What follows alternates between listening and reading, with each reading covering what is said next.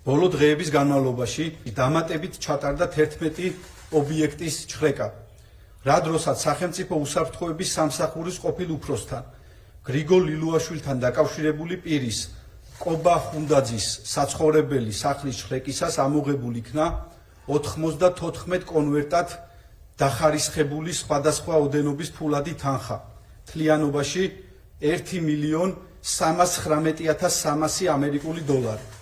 ხოლო ყოფილ მთავარ პროკურორთან ორთარ ფარცხალაძესთან დაკავშირებული პირის, საქმის ერთ-ერთი ფიგურანტის, მიხეილ ჩოხელის და მისი ოჯახის წევრის საბანკო სეიფში ჩატარებული საგამოძიებო მოქმედებების შედეგად ამოღებულ იქნა 2.904.900 ამერიკული დოლარი.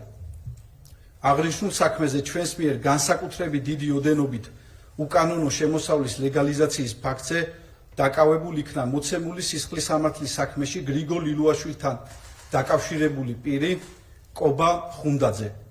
გამოძიებით დადგენილია, რომ ბრალდებულმა განსაკუთრებით დიდი ოდენობით დაუსაბუთებელი აქტივების კანონიერი სახის მისაცემად შეიმუშავა რამდენიმე ეტაპიანი დანაშაულებრივი სქემა, რომლის განხორციელების ფარგლებშიც დაუსაბუთებელი წარმომავლობის თანხებით თბილისში შეიძინა მიწის ნაკვეთები და ქონების ინვესტირება მოახდინა პირადი კომპანიის და მისი მონაწილეობით დაფუძნებული ამხანაგობების საწესდებო კაპიტალში. შედეგად თითქოს და კანონიერი შემოსავლის წარმოებული საქმიანობის ფარგლებში მიღებული 30 ერთეული უძრავი ქონება აღირიცხა ბრალდებულის და მისი საწარმოს საკუთრებად, ხოლო 51 ერთეული უძრავი ქონება შეტანილ იქნა ბრალდებულის მიერ დაფუძნებული სამშენებლო კომპანიის საწესდებო კაპიტალში. დაკავებულს ბრალდება განსაკუთრებით დიდი ოდენობით უკანონო შემოსავლის ლეგალიზაციის ფაქტზე წარედგინა, რაც სასჯელის სახედ და ზომად ითვალისწინებს 9-დან 12 წლამდე თავისუფლების აღკვეთას.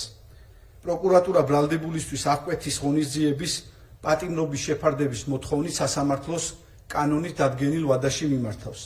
საქართველოს პროკურატურა და სახელმწიფო უსაფრთხოების სამსახური ინტენსიურად აგრძელებს გამოძიებას საქმისთვის მნიშვნელოვანი მტკიცებულებების მოპოვების, ასევე დანაშაულში ჩართული სხვა პირების გამოვლენის და შესაბამისი სამართლებრივი პროცედურების განხორციელების მიზნით.